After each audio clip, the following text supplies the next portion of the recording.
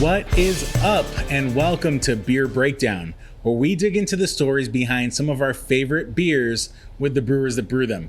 My name is Gary. I'm the founder of Hoptical Telescope, and man, it has been a minute since I got back on the mic. We last published episodes of Beer Breakdown, I think, a year ago. Going into season 2, I am very excited to be welcoming a bucket list guest. This is someone that never thought we'd be able to interview, and it just so happened that things lined up. We're able to make it happen. This is Julian Shrago, co-owner and brewmaster of Beachwood Brewing, someone that I really look up to. I think is doing an amazing job. And we're talking to Julian the week of their 10-year anniversary, a very special milestone for Beechwood, one of the best breweries in Los Angeles, if not Southern California as a whole. Especially if you are a West Coast IPA drinker, you know that Beechwood is at the very top of your list. At least it is for me. We talk a lot about Julian's background, how he got into beer from the home brewing side of things, going up into opening up Beechwood, and some of the philosophy behind Beechwood, why they do, what makes them so special. Some really insightful info, but most importantly, we dig into two very special beers.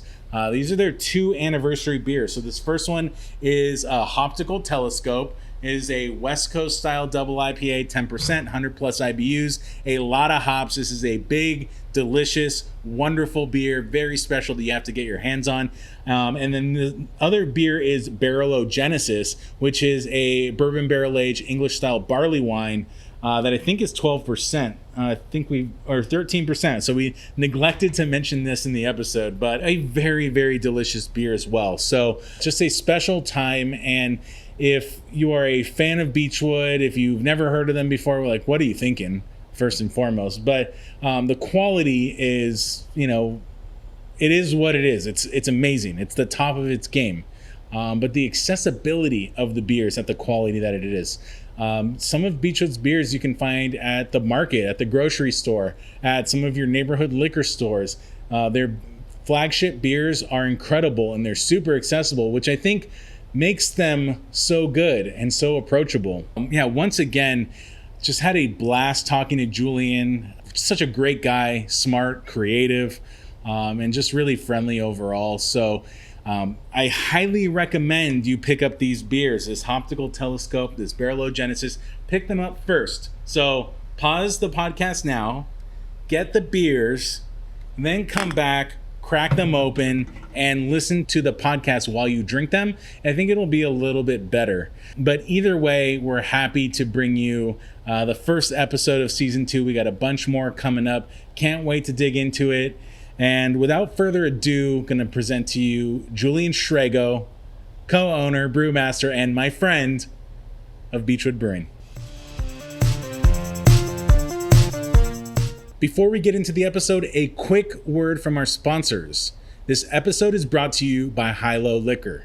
Yes, Hilo Liquor, one of the best bottle shops in the LA area. Their beer buyer, Tim, works super hard to pick up some of the best beers you can ever get your hands on in the LA area. Trust me, I've checked them all out. Hilo is the best. Tim does a great job stocking up all of your local favorites, but also some really hard to find, really rare, really cool beers from around Southern California, throughout the state, as well as outside California as well. Really cool stuff. And they have stores in Culver City as well as Long Beach. And just, if you haven't been there, you got to check them out. You walk in, you're instantly transported to the coolest bottle shop you've ever been to. You like feel cooler yourself just walking into it. It instantly makes you cooler. But then you look over towards the coolers where they keep all the beer, and you're in heaven. Such a great selection. They do such an amazing job, and we couldn't recommend them enough. So first step, follow them on Instagram. You're going to want to follow at Hilo Liquor. That's the store. But then also at the same time, follow at Hilo Beer. That's just their beer program. And that's where they're posting all the latest new additions to their inventory when they get them. So you're going to want to like turn on notifications, really stay up to date there, because they get some really, really cool, rare stuff. And sometimes it sells out really fast. So you're going to want to get your hands on them. Next, HiLowLiquor.com. Go to their website and you can order your beers for delivery to your door in Los Angeles. It's a pretty cool thing these days. They're also doing shipping throughout California. But to all my LA people, if you can't get into the store, order it for delivery to your house. It's brainless. You got to do it. So yeah, Hilo Liquor, amazing shop, amazing people, amazing products. You got to check them out. Hilo, drink well.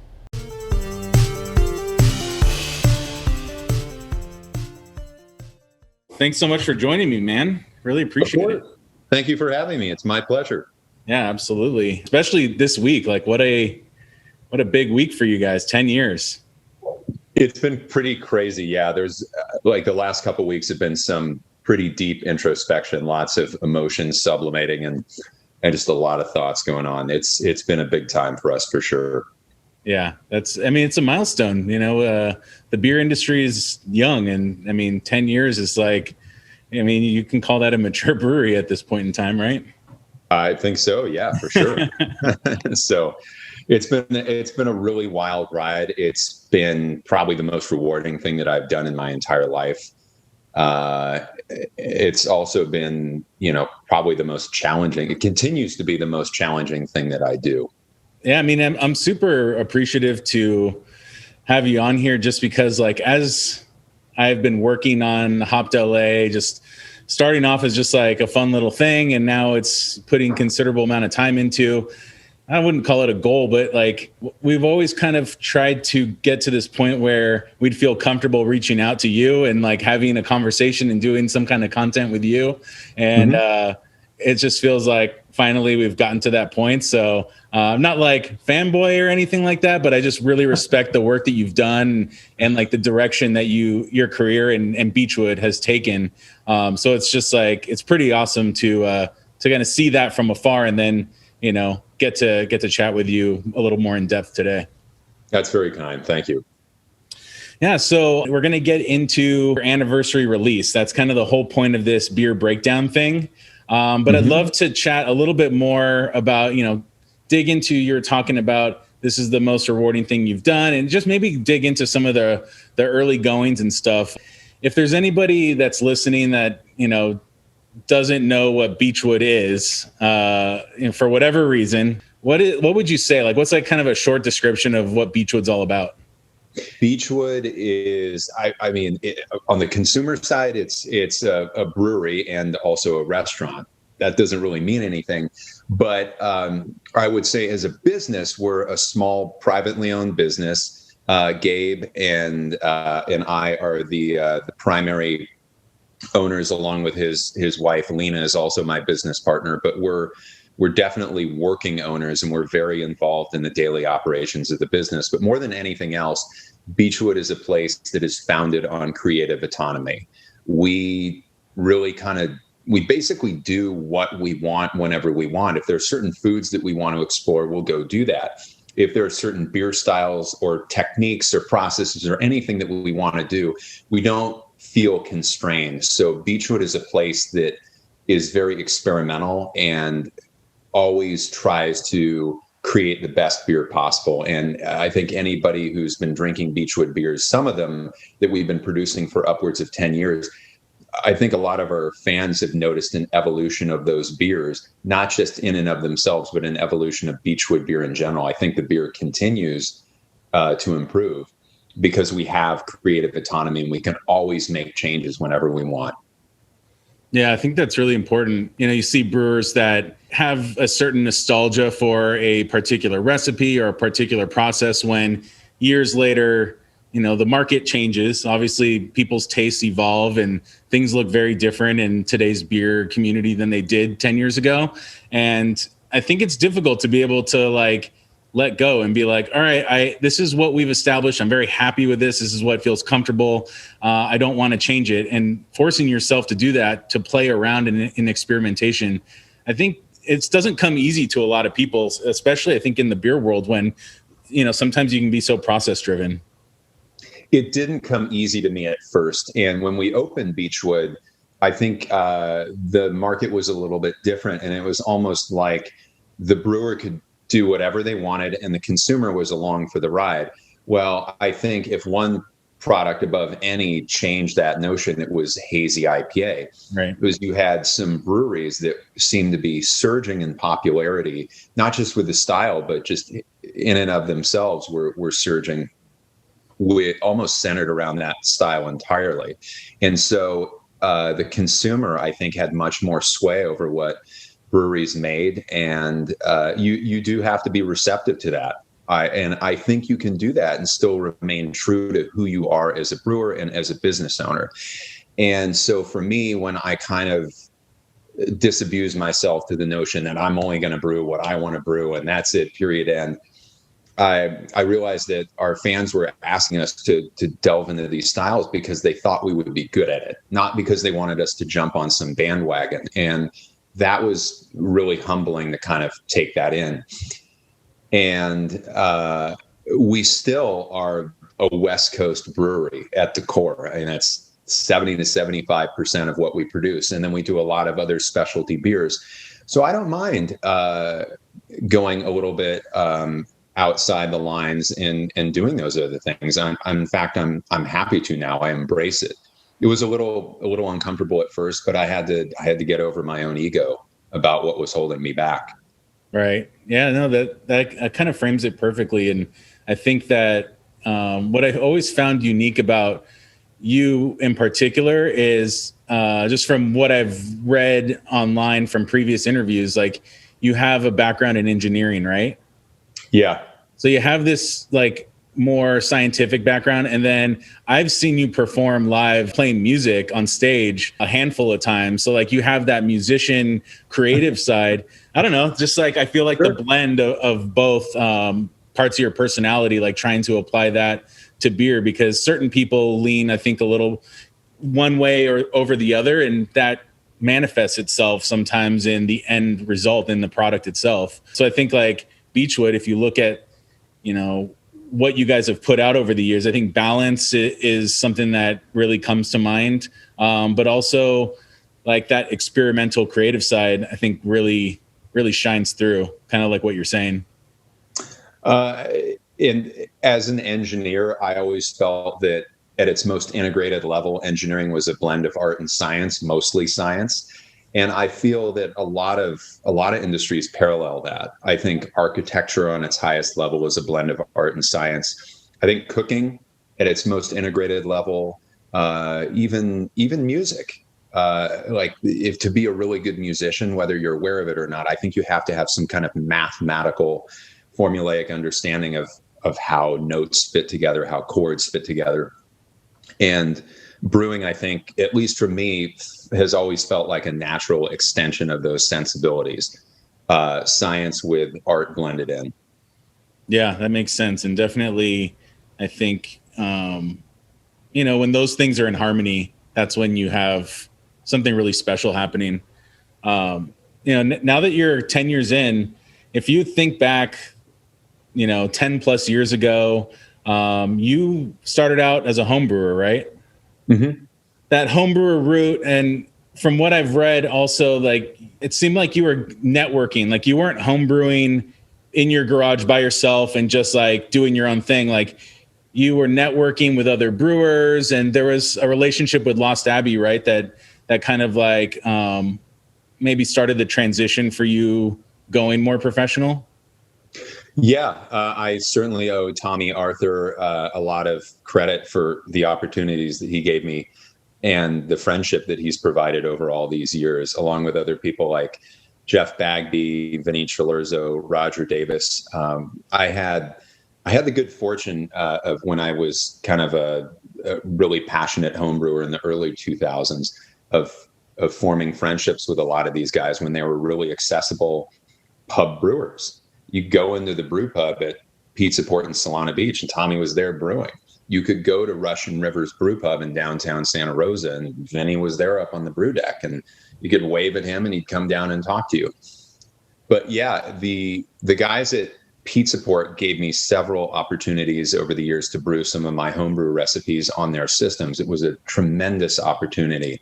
And I'm so thankful that they did that. It gave me exposure to scaling up recipes, and exposure to all the processes and seeing how dirty I was willing to get on a professional level. So, yeah. Sometimes you need like a little bit of view into how the sausage is really made at that, at that scale, to give you a sense like, all right, is this the direction I want to take things, or do I prefer keeping it nice and manageable in my garage? And so, yeah, I think, getting that peak is interesting. And before I even learned that about you, that you kind of started out, collaborating with people like Tommy and Jeff Bagby and stuff like that. I had noticed that you were kind of doing the same thing after you opened Beechwood, like the collaborations with Kelsey McNair when he was just a home brewer. And so this kind of like paying it forward type of thing seems to be a theme for you. I always thought that was super cool. It's important to do that. I definitely believe in paying it forward and giving back. Good things don't happen in a vacuum. And to this day, any success that I have had, I owe a debt of gratitude to a lot of other people. My family has always supported me on this. My wife has always been unwaveringly supportive. My business partners for creating a space that allows me creative freedom, and so many other people in the industry. So yeah, Kelsey, I've known Kelsey for many, many years. In fact, I think we first met at the Southern California Homebrew Festival, I want to say back in 2006. And then I think we met up again at the National Homebrewers Conference in Denver, I think in 2007 is when it was, but we formed a friendship really quickly. And I was first of all, Kelsey's a phenomenal world-class brewer. And so it was really easy for me to collaborate with him and brew one of his beers even before North Park had opened. And, any opportunities I get to volunteer for the Brewers Association or with the California Craft Brewers Association, I take those opportunities because the industry has given me so much. Yeah, I think it's pretty amazing to see, you taking that homebrew to pro route and what you've been able to grow with Beechwood, and then seeing someone like Kelsey and North Park Beer Company and what they've grown into up to this point. It's pretty amazing. And I've also noticed just from like following Beechwood on social media, seeing more and more different brewers from your team as you guys have grown and expanded. You've got quite a team of talent over there. How's it been developing that and kind of growing and nurturing that, like you said, the creative experimentation with some of the younger guys underneath you? It's been great. It's developing people it takes time and effort, and you have to really care.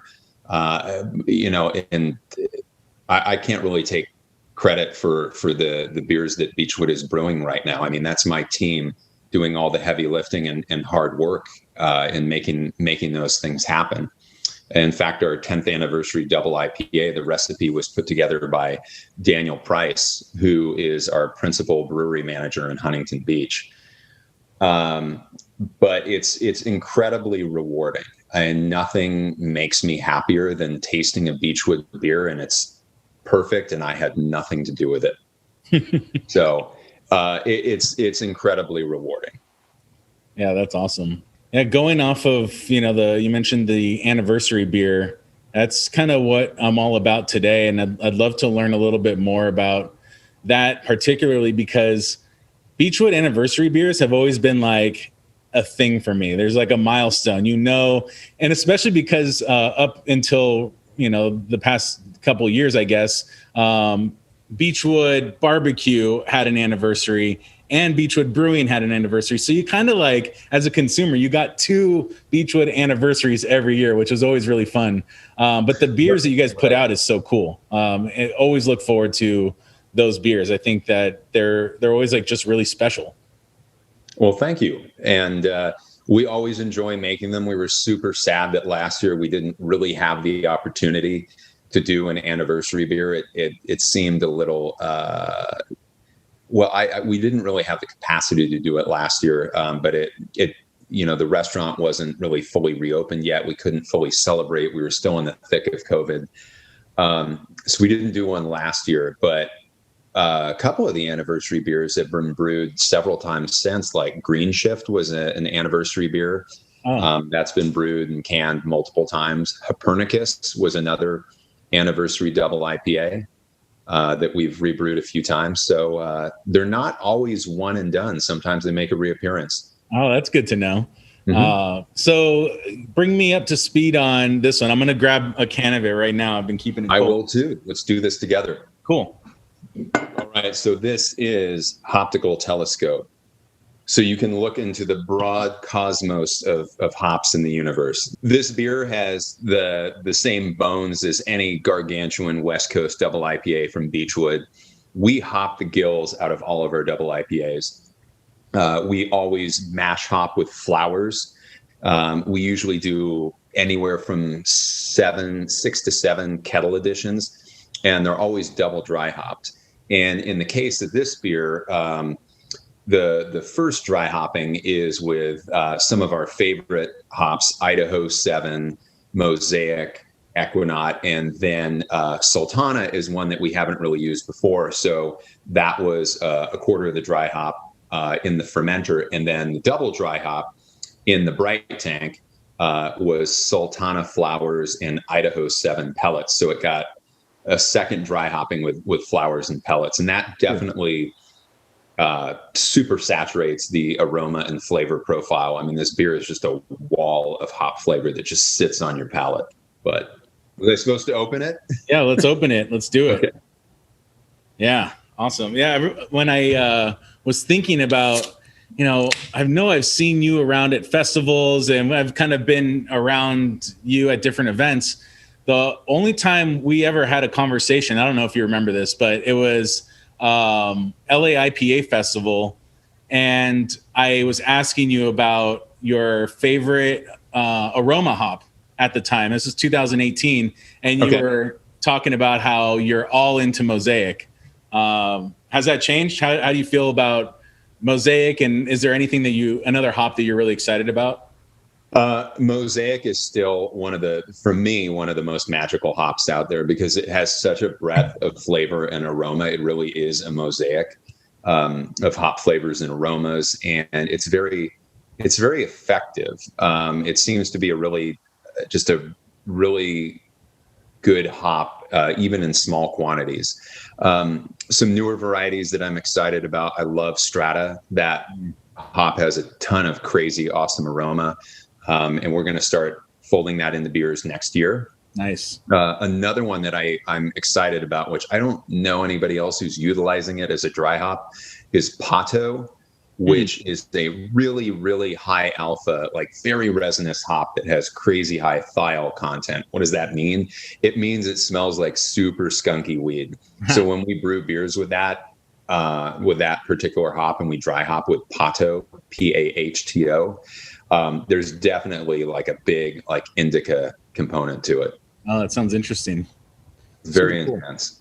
So this is a beauty of a beer. Wow. Thank you. Wow. I mean, appearance-wise, the color just exactly what you want to be seeing, and the aroma is just like blasting out. Word. Intense. I mean, crazy Mosaic on the nose for sure. Mm-hmm. Mm-hmm. Yeah. What is the aromatic experience that you're hoping to achieve here? For me, kind of a mix of what I'll call some like berry fruits, like strawberry, blueberry. There's a little bit of passion fruit in there from the Mosaic and the Idaho 7.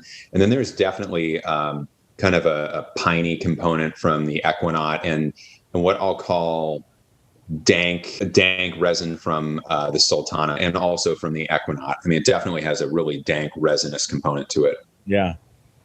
Yeah, it's definitely dank and resiny, but it's not like, how it can get kind of like dark and sticky. Like that berry aroma brings it up and like keeps it really bright too. Mm-hmm. All right. As far as malts go in this beer, we used an equal blend of American two-row malt and then Idaho-grown Pilsner malt. There's no caramel malt or specialty malt in this beer. We cut right to the chase.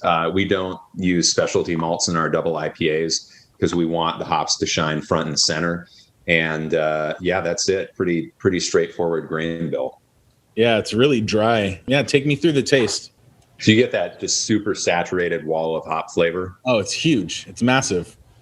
Huge. Yeah, I mean, you got to be an IPA hop fan. You have to have a palate that's conditioned for this because it's a big one. Like this isn't for the faint of heart. I think just reading off the stats on the can, 10%, 100 plus IBUs. Like this is a big beer here. It is a big beer. It's dry. It hides its alcohol well. You get the impression that it's a big beer, but it doesn't taste like it's 10% alcohol. No, not at all. You don't have that alcohol burn. You don't have that sweetness that can sometimes happen on a beer of this size. Right. It just, the body's really light, so it just keeps the hops front and center. It's really cool. Cool. Thank you. And this is technically the session beer compared to the other one that we're going to taste in this session, I think. Yeah. We started big and we're going bigger. Right. There's you've redefined the concept of session, I guess. Right.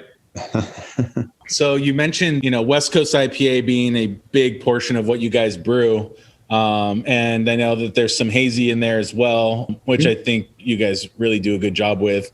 But the other side of things, I know that the brew pub concept and having a variety of beers on draft at the pub and at the brew pub was really important. So what guides your decision making there at this point in time, 2021 post COVID? Kind of two primary things. One is what styles do we need to kind of round out our menu, our beer selection, what's going to create a breadth of styles? Are we oh my God, we only have American style beers on. We need some Belgian styles. We have too many Belgian styles. Let's get some German styles in there. So the first thing would be creating diversity amongst styles. And then the second one is catering to what's popular and making sure that we pick styles so that they move through the pub, at a good pace. Do we need to have a German Hefeweizen and a Belgian wit beer on tap at the same time?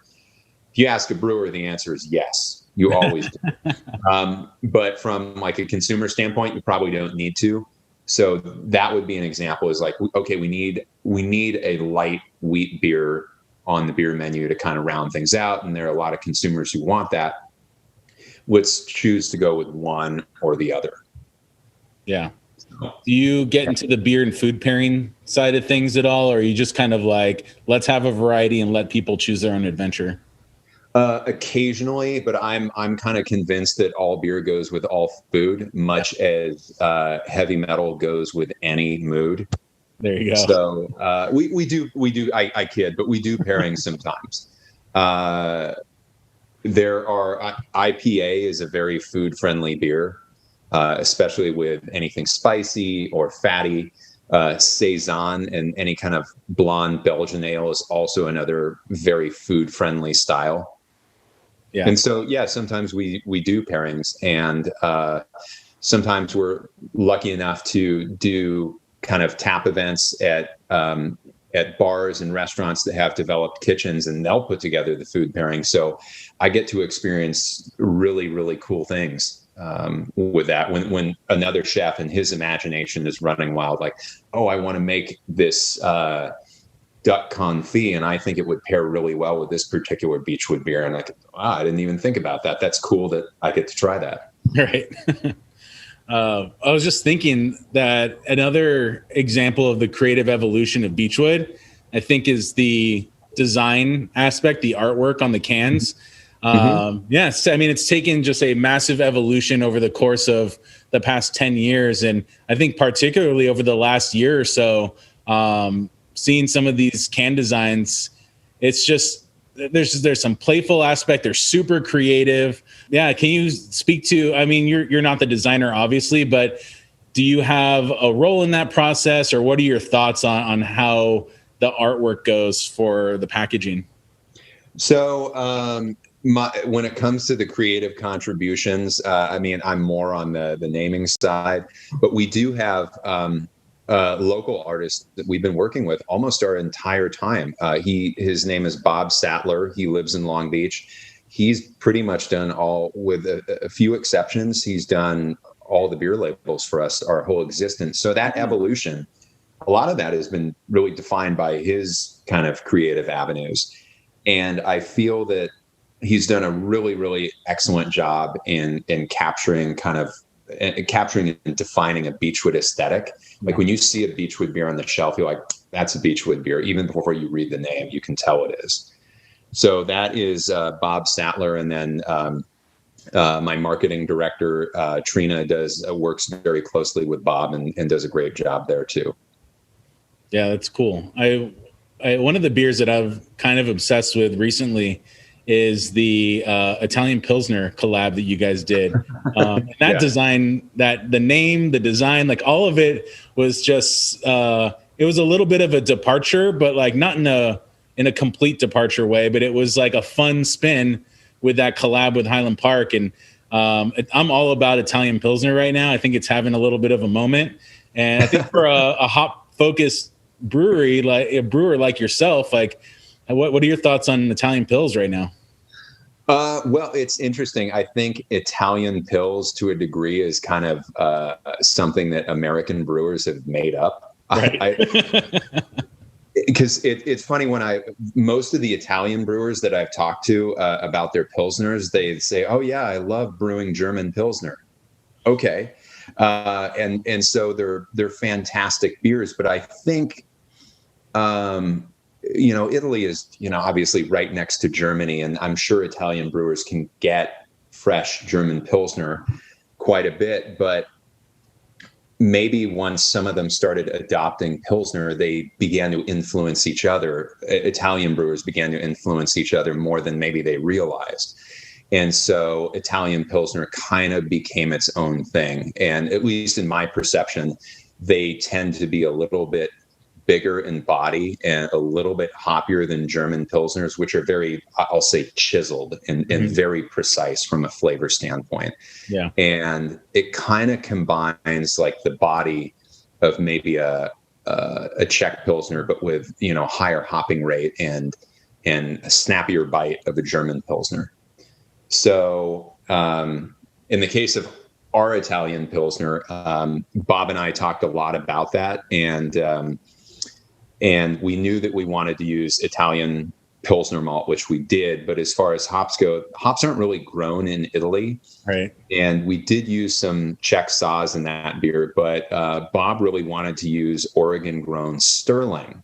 And Sterling is really Czech Saaz that are grown in Oregon. And the terroir completely transforms that hop into something different, but equally magical. And so Sterling was the main driving hop in that beer, and it has tons of flavor, really surprisingly huge aroma in that beer, even though that beer was not dry hopped. Oh, it wasn't? It was not dry hopped, and it has a ton of hop aroma. Yeah, I was under the impression just from the experience that it felt big. The hop presence felt like a dry hop. It was not dry hop. So I'm happy to say that was achieved with no dry hopping. And I had a can of it last week, and it still had huge hop aroma. It just seems to really be durable and well encapsulated in that beer. Yeah. The name of it was really funny. There are no chestnuts in this beer. Is that it? No chestnuts in the beer. And so that was like, we were kind of struggling with a name, and that's my horrible creative finality when I came up with that. But when Italian beers started kind of hitting in the United States, I want to say about 15 years ago or so, it seemed like every other one was brewed with chestnuts. And I have no idea why. I mean, I've been to Italy in the wintertime, and there are plenty of street vendors that are serving fresh roasted chestnuts, and they're fantastic. Why I found so many Italian beers that were brewed with chestnuts, I have no idea, but it's kind of a play on that. That's hilarious.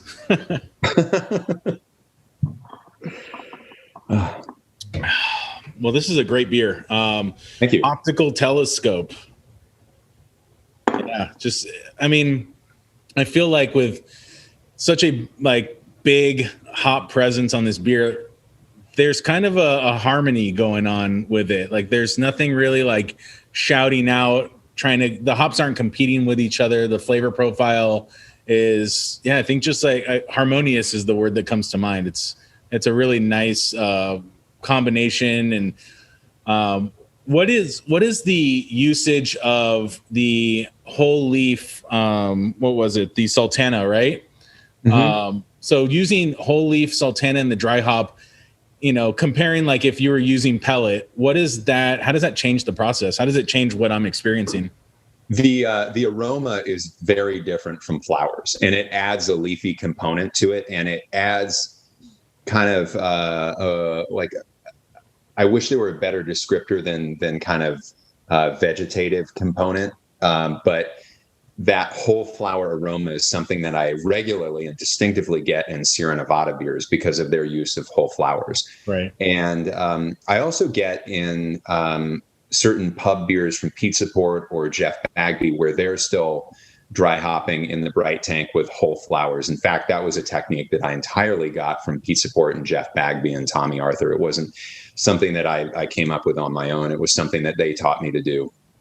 And it was, kind of like, yeah, we dry hop the beer in the fermenter, but it's going into this other tank. Let's dry hop it there too.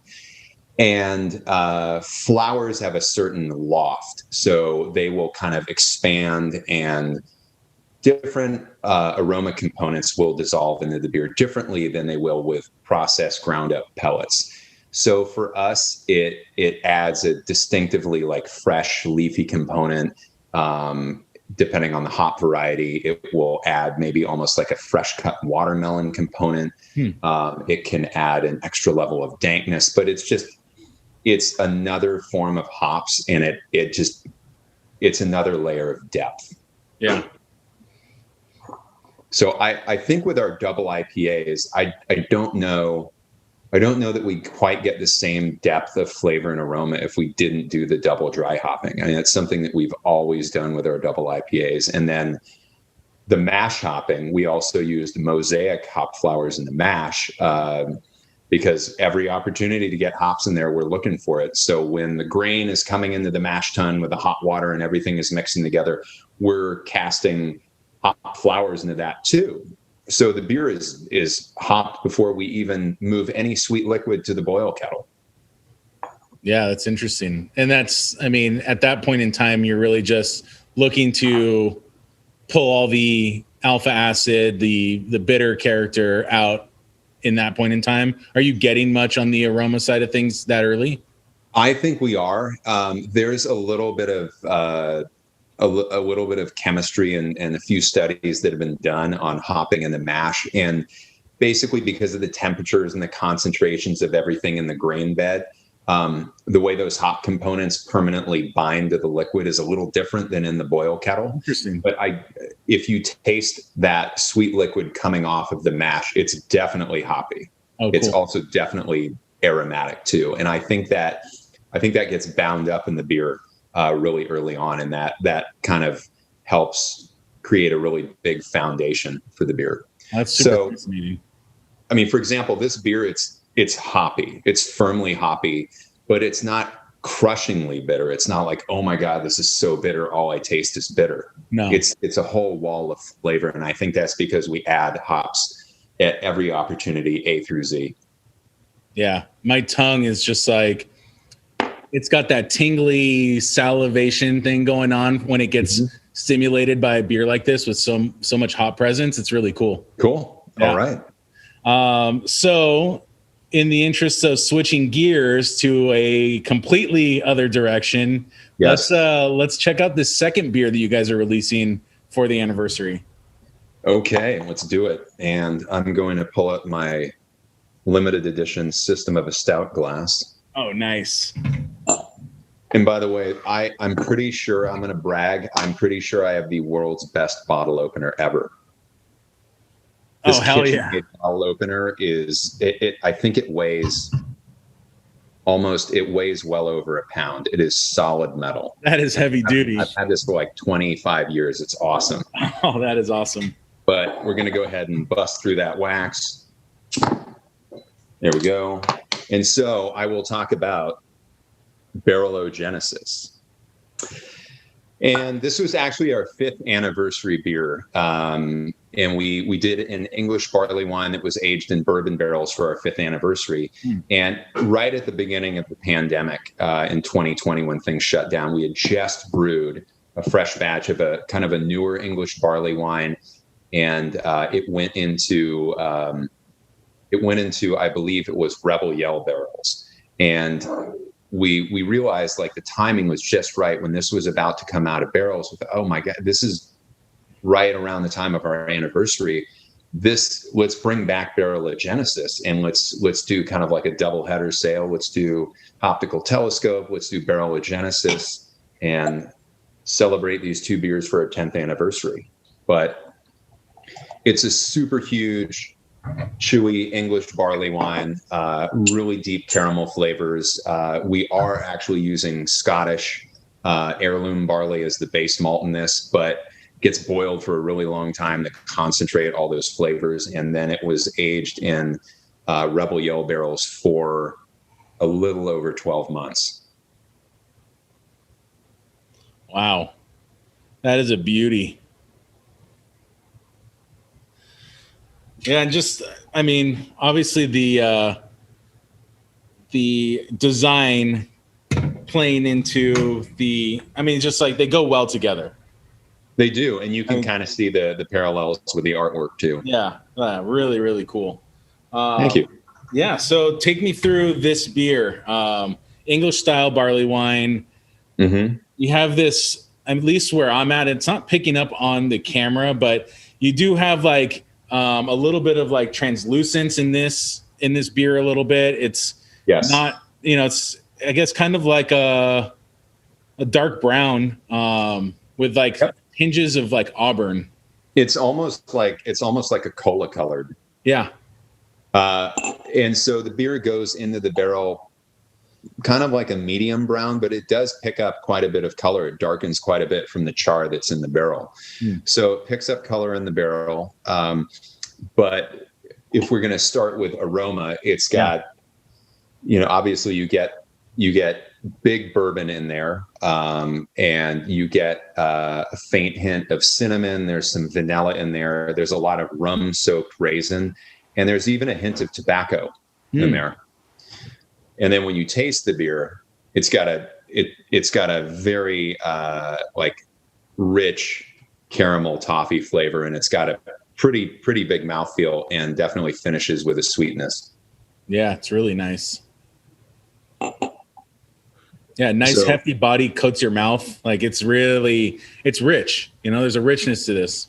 Very rich, and there's a certain viscosity to it by design, because one thing that we've figured out over the years of doing these spirit barrel aged beers is the spirit can it's a very assertive component, and as wonderful as it is, it can kind of chip away at the body of the beer. So you have to combat that up front and design a beer that has a lot of body up front, so that when you pull it out of the barrel, it still has a lot of body and is really supportive of all those flavors and aromas. And so this beer, you could finish this bottle. I mean, if you wanted to finish it on your own, you could drink it over the period of an hour, even 2 hours. You could start with it cool and let it warm up to room temperature. It's one of those things that really opens up. And every time I go back to it, I find something different. So I like the fact that it's a sipper. It lets me think about it. Yeah, totally. Yeah. I mean, this would pair really well with with food, obviously. Like, I feel like I'm not a smoker at all, but like, I feel like a cigar pairs really well with something like this. Like, I kind of feel like there's like a natural pairing there. I don't know. Are you a cigar smoker? Definitely not. No, me either. There is a tobacco component to the flavor and the aroma. So if you are a cigar smoker, go for it. Let us know how it is. Right. I could also see this pairing really well with some kind of rich chocolate dessert, or like a rich cheesecake, or even a really good fruit cake too. Yeah. I was thinking like a caramel apple pie type of thing. Sure. Yeah, that would just go really well with all the caramel going on in this. Totally. Yeah, this is really good. So when you're barrel aging a beer like this and you're tasting it and just getting ready, making sure that it's ready to go, is there a blending process that happens after that, or do you blend in fresh barley wine to kind of beef things up, or how does that whole thing work? That's a good question. And yes, almost all of our barrel-aged beers are blended, not just because we're pulling beer out of multiple barrels, but I do typically like to blend in anywhere from 10 to 20% non-barrel aged beer into the final beer. And I feel that can kind of freshen things up and help the beer bloom, if you will. Sometimes straight barrel aged beer works great. Other times it can be a little assertive and overpowering, and you got to kind of reestablish the identity of the base beer by blending in some non-barrel aged base beer. So typically with Beechwood's barrel aged beers, we'll fill anywhere from 4 to 8 barrels. And then we'll also reserve a portion of that same beer in stainless steel for a year, so we can blend that in after the year has passed during the aging process. And that will kind of freshen things up and fill in any gaps that might be in the beer. And then in the case of something like Sadie, which is a beer that we release annually, and the base beer is kind of, I guess I call it a modified Scotch ale of sorts. That is a different blend every year. And that sometimes gets milk stout blended into it, sometimes imperial stout. We've even blended in imperial stout, coconut stout, and a little red ale to it. So it changes a little bit every year. But typically, our beers are blended at the end of the process and have non-barrel aged beer in them to a degree. One of the exceptions to that would be our release of Draper's Dram that we did last year. And that is kind of a Manhattan cocktail inspired beer that's aged in rye whiskey barrels. And that did not get any base beer blended back into it. That was one of the times when we pulled the beer out of the barrel and we just said, hey, this is it. It's ready to go. Yeah. So it's an opportunity to let our version of like terroir dictate where you go with the beer or the final product, right? Like you see what did the barrels give you after X amount of time, and then decide where do we take it from here? Where do we want it to go from here? And then make that decision after that, right? Yep. And blending is a super powerful tool. I used to think early on in brewing, like, why don't you just brew the beer that you want, put that in the barrel, and then you should be good? Like, why are you blending? And I realized over time, actually, after doing a barrel aged beer that didn't turn out the way that I wanted to, and then blending in different beers to get the flavor that I was looking for, I realized that blending is a very powerful tool to really precisely dial in the flavor profile. And if anything is missing, or if anything needs to be enhanced or diminished in a beer when you pull it out of the barrel, blending is the ultimate tool. And so what does the barrel program look like at Beechwood? I haven't been to the Huntington Beach facility since before you guys took that space over. So I'm assuming that's where the majority of your barrels live, right? Well, the barrel-aged beers are all actually brewed out of the pub. Oh, they are? They're all brewed out of the pub in Long Beach, simply because that's where we have the capacity to kind of make those beers, as opposed to Huntington Beach, which is pretty tied up with demand for core beer and year-round beer. But our barrel program is fairly small. At any given time, we have anywhere between 10 and 30 spirit barrels filled with beer. I think right now, we've got 10 filled. Is that something that you want to do more of, less of? It's perfect where it's at, or how do you feel about barrels for Beechwood in the future? I love doing barrel-aged beers, and I know our fans love the stuff, and our brewers really like diving into it. And for us, a small scale program is good. It works well for us. And I think during COVID, we had to kind of be really judicious about what we were brewing and make sure that we were focusing our efforts where they were needed. So during COVID, I think we really kind of only brewed one barrel aged beer, and that was Sadie, because we were intent on releasing that beer annually.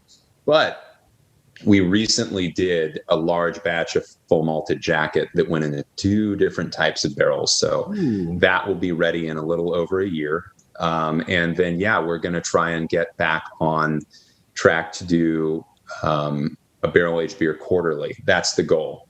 Awesome. And so what we're hoping is that kind of starting maybe sometime in 2022 is that we'll have more regular releases of barrel aged beers once again. Nice. And the Beechwood blendery side, we haven't talked anything about, but that is exclusively barrel. And what's your involvement in that project? Like, are you brewing the wort for that? Or, I mean, I know you specifically, but do you have like a say in what's going on there? Obviously you have some say, right? I do, but one of the reasons why Blendery does so well is because they have their own creative autonomy really within the Beechwood enterprise. And Harrison McCabe is the barrel master and the one who runs the daily operations at Blendery, and he does a phenomenal job. He's got an amazing palate, amazing predictive sensibilities when it comes to those beers. So he doesn't need my help, that's for sure. So it's kind of hands off for you. Mostly, yeah. I'm involved to a degree, technical advisor, but no, Harrison really guides that ship. Okay, cool. Yeah, I mean, some really creative stuff coming out of there, and it's obviously the parent brand of Beechwood. But yeah, it's a different flavor. It's a different spin on things, and it's just as high quality as everything else you're putting out. So I wasn't sure how consistent you were in having your hands in the project, just because it's so good and it's so consistent that, it seems like that would be a challenging thing to do. I mean, obviously, I think the hardest part in this is finding talent and giving them the confidence and the trust to let them do their thing, right? As the saying goes, good help is hard to find, and we're fortunate that we found it. Giving people creative freedom and letting them have a say in what is produced is really energizing, and it's really empowering. And I know our staff really enjoys having that. Yeah, it's awesome to see. So for these 2 releases, how big were these batches? Like, are they going out into distro, or is it something people need to come into the pub or to the brewery and pick up? Hoptical Telescope is going into what I'll call like local distro, LA County, Orange County, San Diego County. Barrelogenesis is pretty limited. We only did roughly 100 cases of that beer, and that's available primarily at the pub, and we'll probably send a small amount in the distribution. Cool. Yeah. So for anybody listening, 2 fantastic, unique, but truly Beechwood at the heart beers. Like, you're going to drink these beers and you're going to have a sense, if you know Beechwood at all, that these come from the brewery that you know and love. So really well done. I mean, you continue to execute on that over and over again with a consistency that is just, it's awe-inspiring for sure. One question for you. If you were looking at your portfolio of beers, I guess the cores and also the limited stuff, can you pick a desert island out of that? Is there one that you consistently go to? Yeah. Any favorites of my own beers? Of your own beers? Yes. Ooh, the hard one. It would probably be Amalgamator. It's a very special beer to me. Mosaic is still one of my favorite hops of all time. That may change, but Amalgamator is aromatic, flavorful, dry, very drinkable. I mean, I tell people it's heavy metal in a glass, and good loud chords in a solid groove never get old. So yeah, there you go. I feel like you can't go wrong. Like that's like a quintessential Southern California West Coast IPA. That's the model that anybody should be trying to follow. Whenever someone's asking for a recommendation from me, that's like Amalgamator is something that you can't go wrong with. It's such a, it's a great beer. And I don't want to go too deep into it, but you mentioned at the top that, knowing when to evolve and knowing when to creatively tweak recipes and things like that. Has that gone through an evolution, or is that like something that's been tried and true for a while? It's something that continues to evolve at Beechwood. Really? Interminable revision is a big thread in the fabric of Beechwood. So I think if you talk to my brewers, there isn't a week that goes by where I don't say something like, hey guys, let's tweak this one little aspect or this process, or where are we with refining this one thing? So we're always looking for ways to improve. And that's not just driven by our own palates and our own tastes, but it's driven by beers that we drink every day and beers by breweries from around the world and even local ones. If I go to a local brewery and have a phenomenal IPA and it's better than ours, guess what, guys? We got to try a little bit harder. Yeah, absolutely. So inspiration comes from all around, and that drive comes from all around. Yeah, that's important. As you're hitting 10 years at Beechwood here, you mentioned a lot of reflection. Like, any takeaways for how you feel about the last 10 years, or any moments of clarity as you're coming up on this decade? No regrets. Yeah. I have no regrets. The highs have been unimaginably amazing, and some of the tribulations, and these are really all self-wrought problems because nobody forced me to become a brewer or a business owner. But they've been really difficult and challenging, but it's all been worth it. And whenever I'm at an event, whether it's an industry event or a consumer event, or I'm at the pub, I take stock in that and I reflect on that, and I don't take it for granted, and it feels special every time. That doesn't get old. So no regrets. That's kind of my summary of all the 10 years. Beautiful. And I'll ask the question that I've haven't asked anybody for the past year and a half is, what are you looking forward to in the future? Whether that's near future, like if you're looking at the next 5 to 10 years, is there anything that you're thinking about that you want to achieve, or that you envision taking Beechwood as a brand? You don't have to have anything or share anything, but if there's anything top of mind that you've been thinking about. I do want to continue to grow the brand. And one thing that I've realized over the last couple of years as we've grown the brand and the business is being able to hire people that are much more talented at, for example, managing the financials than other people in the company might be, or hiring people that are better at understanding distribution or marketing than I am. So growing the business to the point where you can hire all the dream resources that you need. And then I can really focus entirely on shaping beers, processes, and procedures that will get us the best beer possible. And also anything that affords me more time to be an industry advocate, because I really enjoy doing that, and I enjoy giving back as much as I can. Love it. Sounds amazing. Julian, thank you so much for joining me on this episode of Beer Breakdown. Had a blast digging into Hoptical Telescope as well as Barrelogenesis. 2 beers for the price of 1. And I got to say, it's early afternoon on a Friday. I'm feeling it a little bit. All right. But right. I mean, that's what you got to be feeling. It's 10 years of Beechwood. Got to celebrate, sure. Right?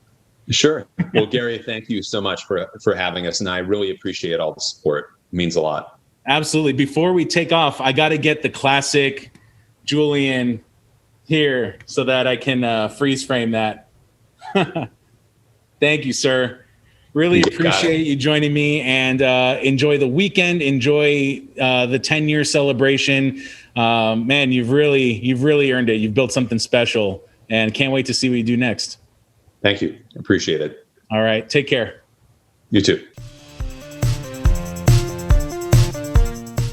And that does it for this episode of Beer Breakdown with Julian Shrago of Beechwood Brewing. Man, what an awesome episode. Learned so much, had such a good time, and drank some really fantastic beers as well. Be sure to follow Beechwood at Beechwood Brewing, at Beechwood Barbecue, as well as follow HopdLA at HopdLA. We're coming out with new content all the time, and you got to stay up on it. And if you're going to follow us anywhere, do it on our email list. Go to hopdla.com/subscribe, and that's where you're going to get all of our latest content, all of our news, giveaways, products, all the cool stuff that we're putting out is going to our newsletter subscribers first. So hopdla.com/subscribe. Do it now. And thank you so much for listening to this episode. Do the whole podcast thing. Go on the iTunes and the Google Play and the Spotify and leave the rating and do what you need to do to make sure that we continue putting out more podcasts. I'm super glad to be back in the saddle, and we'll come back to you in the next couple weeks with the next episode of Beer Breakdown. See you then.